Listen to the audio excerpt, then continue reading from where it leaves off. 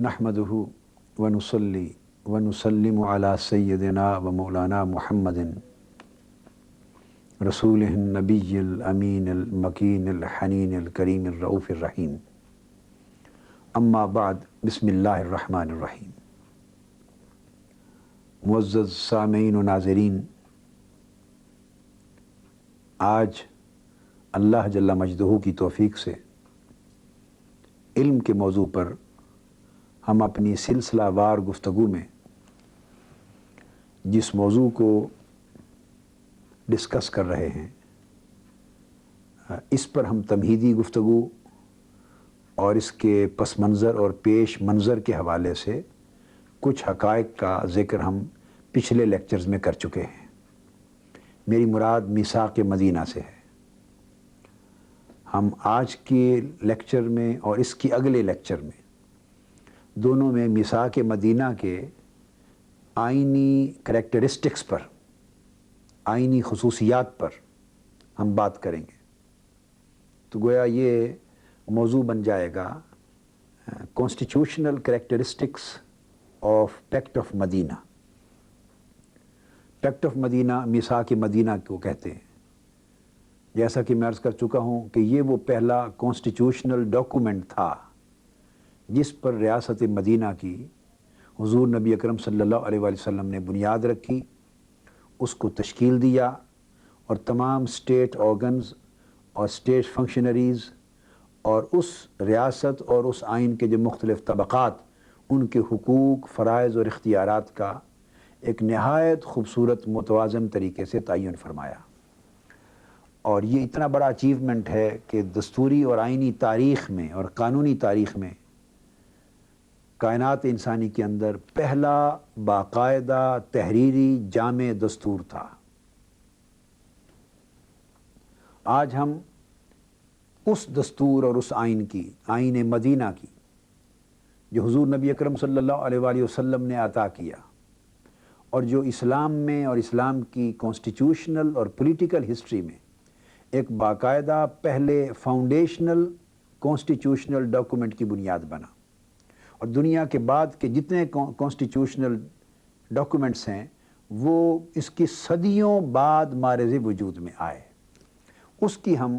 کچھ دور جدید کی ٹرمینالوجی میں آئینی اور دستوری اور سیاسی حوالے سے اس کی خصوصیات کا جائزہ لے رہے ہیں۔ میں نے اس موضوع پر اپنی ایک کتاب جو لکھی ہے، جس کا ذکر میں نے پچھلے لیکچر میں کیا تھا، وہ میثاق مدینہ پر، جسے دی کانسٹیٹیوشن آف مدینہ، اس کتاب میں میں نے اس کی 20 خصوصیات کو بیان کیا ہے۔ آج کی نشست میں میں اس کی 10 خصوصیات کا ذکر کر رہا ہوں، اور انشاءاللہ اگلے ہفتے کے لیکچر میں اس کی بقیہ 10 خصوصیات کا ذکر ہوگا۔ اس میثاق مدینہ کی یا آئین ریاست مدینہ کی خصوصیات میں سے سب سے پہلی خصوصیت تو یہ تھی کہ اس میں کانسٹیٹیوشنلی اللہ تعالیٰ کی حاکمیت اعلیٰ، یعنی اس کی ریئل اور الٹیمیٹ سوورنٹی کا اعلان کیا گیا تھا۔ دوسری خصوصیت یہ تھی کہ اس اسٹیٹ میں کانسٹیٹیوشنل اور پولیٹیکل اور لیجسلیٹو پرپز کے لیے نبی اکرم صلی اللہ علیہ وآلہ وسلم کی نیابتی حاکمیت، ریپریزنٹیٹیو سوورنٹی کا باقاعدہ ڈیکلیریشن کیا گیا تھا۔ تیسری یہ کہ یہ آئین تحریری آئین تھا۔ آپ کو معلوم ہے آئینی زبان میں کہ برطانیہ کا آئین کنونشنل آئین کہلایا جاتا ہے، غیر تحریری۔ امریکہ کا آئین تحریری کہلاتا ہے، ریٹن کانسٹیٹیوشن، اور وہ ان ریٹن کانسٹیٹیوشن۔ تو مدینہ کا آئین ریٹن کانسٹیٹیوشن تھا۔ چوتھی خوبی یہ تھی کہ اس آئین نے اسلامک سوسائٹی کو ایک مستقل آئینی اساس، ایک مستقل فاؤنڈیشن دے دی تھی، بنیادی پرماننٹ کانسٹیٹیوشنل فاؤنڈیشن سوسائٹی کو مہیا کر دی گئی تھی۔ پانچویں خوبی یہ تھی کہ اس میں تقسیم اختیارات کا تصور تھا، جسے ہم آج کی ماڈرن ڈیموکریٹک لینگویج میں ڈیولوشن آف پاورز کہتے ہیں۔ اختیارات کی عدم مرکزیت، اور یہی جمہوریت کی حسین ترین خوبی ہے آج دنیا جس رخ کی طرف بڑھ رہی ہے۔ چھٹی خوبی اس کی یہ تھی کہ یہ دستور یہ متوازن تھا، بیلنسڈ کانسٹیٹیوشن تھا۔ ساتویں خوبی یہ تھی کہ اس میں مملکت جو اسلامک اسٹیٹ تھی اس کو ایک اخلاقی اساس مہیا کی تھی، اس نے مورل فاؤنڈیشن، اسٹیٹ کو مورل، اسپریچول، ایتھیکل فاؤنڈیشن بھی دی تھی۔ آٹھویں خوبی یہ تھی کہ اس میں باقاعدہ سوسائٹی میں آئینی طبقات کا تصور دیا گیا تھا، کانسیپٹ تھا کانسٹیٹیوشنل کمیونٹیز کا، یعنی کانسٹیٹیوشنلی سوسائٹی کی مختلف کمیونٹیز کو کانسٹیٹیوشنل اینٹیٹیز کے طور پر، آئینی اور دستوری اکائیوں کے طور پہ تسلیم کیا گیا تھا۔ نواں پہلو کریکٹرسٹکس کا یہ تھا کہ اس میں ایک سیاسی وحدت کا تصور دیا گیا تھا، کنسیپٹ آف پولیٹیکل یونٹی۔ اور 10واں کریکٹرسٹک جو آج کے لیے آخری ہے، چونکہ بقیہ 10 میں اگلے لیکچر میں انشاءاللہ لوں گا، وہ امت مسلمہ کا تصور دیا گیا تھا، کنسیپٹ آف مسلم امہ، یعنی فرقوں سے بالا اہل اسلام کو ایک امت، ایک یونٹی، یونیورسل یونٹی کے طور پہ پروجیکٹ کیا گیا تھا۔ اب ہم ترتیب سے اور اختصار کے ساتھ ان 10 آئینی خوبیوں اور آئینی خصوصیات کا ذرا جائزہ لیتے ہیں۔ اللہ تعالیٰ کی حاکمیت اعلیٰ، یہ کنسیپٹ بڑا کلیئر ہے، آپ کو پتہ ہے کہ آئینی اور دستوری زبان میں اور پولیٹیکل سائنس میں گفتگو حاکمیت اعلیٰ سے ہوتی ہے، سوورنٹی سے ہوتی ہے، اس پر بحثیں ہوتی ہیں۔ میں اس تفصیل اور اس کی ٹیکنیکلٹیز میں نہیں جانا چاہتا، مگر بہر صورت جب ریاست وجود میں آتی ہے تو ریاست کسی کو حاکم اعلیٰ تسلیم کرتی ہے، اسٹیٹ کسی سوورنٹی کے بغیر وجود میں نہیں آتی، کیونکہ اس کے بعد پھر لا کہاں سے وجود میں آئے گا، اس کے پیچھے سینکٹیٹی کس کی ہوگی، اس کی ایگزیکیوشن کے پیچھے طاقت اور فورس کس کی مہیا کی جائے گی،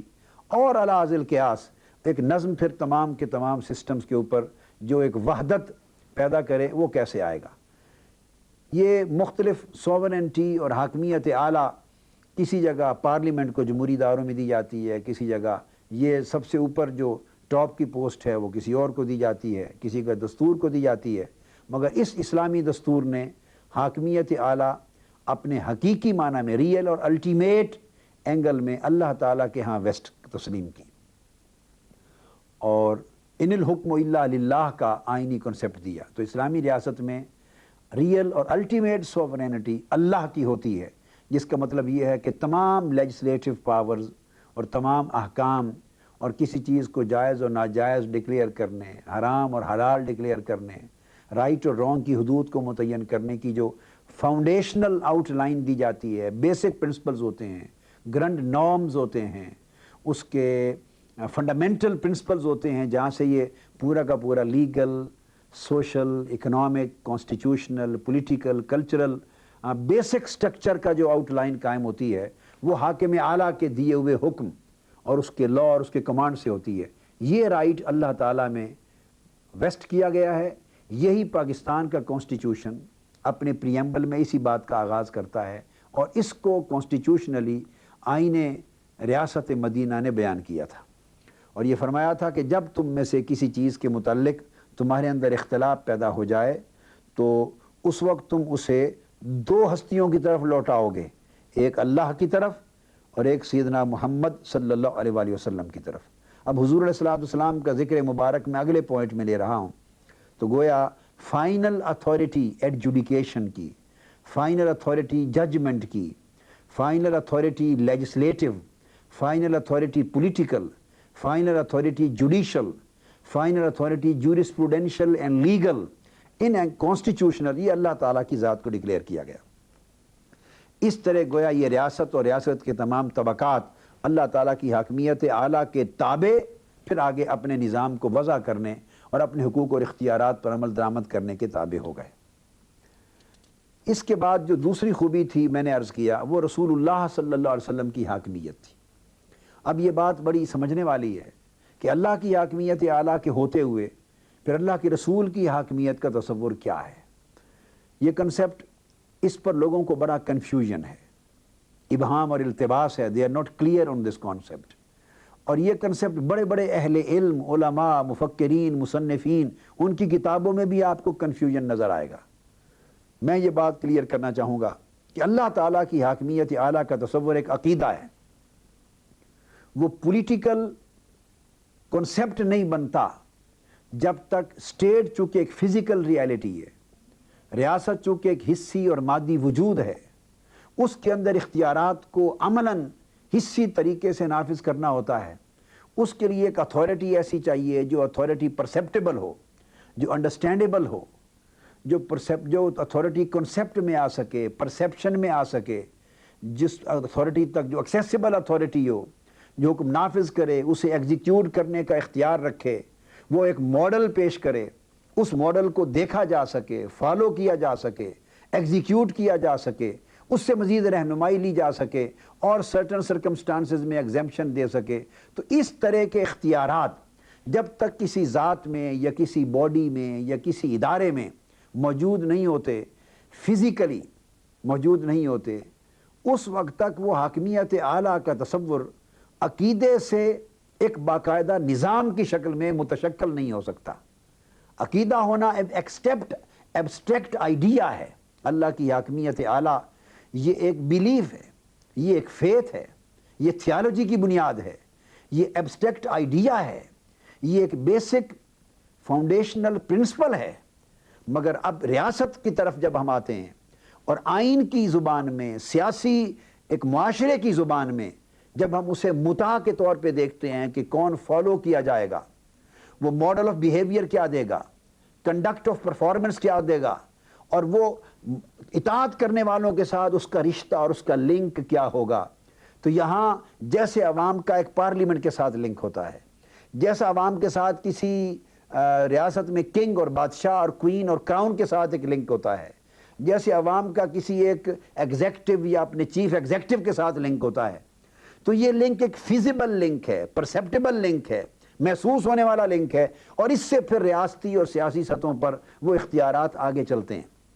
لہٰذا اسلام چونکہ ایبسٹریکٹ آئیڈیاز کی بات نہیں کرتا، وہ ایبسٹریکٹ آئیڈیاز کو بعد میں ایک سسٹم میں کنورٹ کرتا ہے۔ اسلام بیسک پرنسپلز کو بعد میں ورکیبل نظام کے اندر منتقل کرتا ہے، وہ بنیادی عقائد کو زمینی حقائق میں منتقل کرتا ہے، اور یہی اسلام کی عظمت ہے کہ اس میں عقائد بھی ہیں اور زمینی عملی حقائق بھی ہیں۔ تو عقائد کے باب میں حاکمیت اعلیٰ اللہ کی ذات میں تھی، اور زمینی حقائق پر جب اس حاکمیت اعلیٰ کے تصور کو عملاً پرسیپٹیبل فارم میں، فیزیبل فارم میں، ورکیبل فارم میں، ایگزیکیوشنل فارم میں جب اسے منتقل کیا، تو وہاں ایک حصی وجود کی ضرورت تھی۔ تو اللہ رب العزت نے ذات نبوت و رسالت کو اپنی حاکمیت اعلیٰ کے ظہور کے لیے مقرر کر دیا۔ تو اب نبی اکرم صلی اللہ علیہ وسلم کی جو حاکمیت ہے، یہ اللہ کی حاکمیت اعلیٰ کا ہی ظہور ہے، اللہ کی حاکمیت اعلیٰ ہی کا ڈیمونسٹریشن ہے۔ لہٰذا میں اس اتھارٹی کو، تو کانسٹیٹیوشنلی سوورنٹی کی جو اسٹیٹ اتھارٹی ہے، وہ اللہ رب العزت نے اپنے پیغمبر رسول اللہ صلی اللہ علیہ وسلم کی ذات اقدس میں ویسٹ کر دی۔ اس لیے ہم کہیں گے کہ اللہ کی حاکمیت ریئل سوورنٹی ہے اور الٹیمیٹ سوورنٹی ہے، اور رسول اللہ صلی اللہ علیہ وسلم کی حاکمیت ریپریزنٹیٹیو اور ڈیمونسٹریٹیو سوورنٹی ہے۔ اس میں وہ حاکمیت اعلیٰ مشخص ہو کر ایک انسانی حصی نبوی اور رسالتی وجود میں انسانیت کے سامنے آ گئی ہے۔ یہی تعلق تو قرآن کی حاکمیت اعلیٰ وہ ایبسٹریکٹ پرنسپل تھا، اور سنت و سیرت نبوی کی حاکمیت جو ہے یہ اس کی عملی مشخص انسانی سطح پہ نمونہ ہے۔ اس لیے اللہ پاک نے حضور کے لیے فرمایا لَقَدْ كَانَ لَكُمْ فِي رَسُولِ اللَّهِ أُسْوَةٌ حَسَنَةٌ، کہ اللہ کے حکم کا اگر عملاً نمونہ دیکھنا چاہتے ہو انسانی شکل میں تو رسول اللہ صلی اللہ علیہ وسلم کی ذات اقدس ہے۔ یہی وجہ ہے جہاں کہیں قرآن مجید میں اللہ کی اطاعت کا حکم آئے گا، آپ کو اللہ کی اطاعت کا حکم رسول اللہ صلی اللہ علیہ وسلم کی اطاعت کے بغیر ایکسکلوسیو کہیں نہیں ملے گا، کیونکہ اطاعت الہی اطاعت رسول کے بغیر اپنی عملی کوئی وجود نہیں رکھتی، عملی کوئی شکل نہیں رکھتی۔ لہٰذا اطاعت الہی کو سمجھنا ہو تو امر رسول کی تعمیلی اطاعت الہی بن جاتی ہے، حکم رسول کی اطاعت ہی اطاعت الہی بن جاتی ہے، غلامی رسول ہی حقیقت میں اللہ کی بندگی بن جاتی۔ چنانچہ اس کنسیپٹ کو پھر یہ جب دو لفظ ملائے گئے کہ جہاں اختلاف ہوگا تو معاملہ اللہ اور اس کے رسول کی طرف لوٹا دیا جائے گا، تو یہاں اللہ کا سوورن ہونا اور ریپریزنٹیٹیولی اسٹیٹ اتھارٹی کے طور پر حضور علیہ السلام کا سوورن ہونا اس صحیفہ میں بیان کر دیا. صحیفہ کے آرٹیکل 51 میں بھی، بلکہ اس کے آرٹیکل 27 میں دیکھیں، میثاق مدینہ کا آرٹیکل 27 اور میثاق مدینہ کا آرٹیکل 51 یہ بیان کر دیتا ہے، جس سے حضور علیہ السلام کی حاکمیت واضح طور پہ کلیئر ہوتی ہے. اور اس کا جو پہلا آرٹیکل ہے، ھذا کتاب من محمد النبی رسول اللہ صلی اللہ علیہ وآلہ وسلم، کہ یہ دستور ہے اور یہ لیجسلیٹر یا اس دستور کو عطا کرنے والے محمد رسول اللہ صلی اللہ علیہ وآلہ وسلم ہیں. اس پہلے آرٹیکل بھی غور کریں تو حضور صلی اللہ علیہ وسلم کا لیجسلیٹر ہونا اور لا گیور ہونے کے ناطے سے آپ supreme authority of the state اور آپ سوورن قرار پا جاتے ہیں. یہ کنسپٹ قرآن میں ہے. فَإِن تَنَازَعْتُمْ فِي شَيْءٍ فَرُدُّوهُ إِلَى اللَّهِ وَالرَّسُولِ، اگر تمہارا آپس میں کوئی اختلاف ہو جائے اسٹیٹ فنکشنریز کا، اسٹیٹ آرگنز کا، تو پھر اس کا آخری ڈیسیجن جو ہے وہ اللہ اور اس کے رسول محمد صلی اللہ علیہ وآلہ وسلم کی طرف سے لیا جائے گا. تیسری کوالٹی میں عرض کر چکا ہوں کہ یہ دستور ریٹن کانسٹیٹیوشن تھا.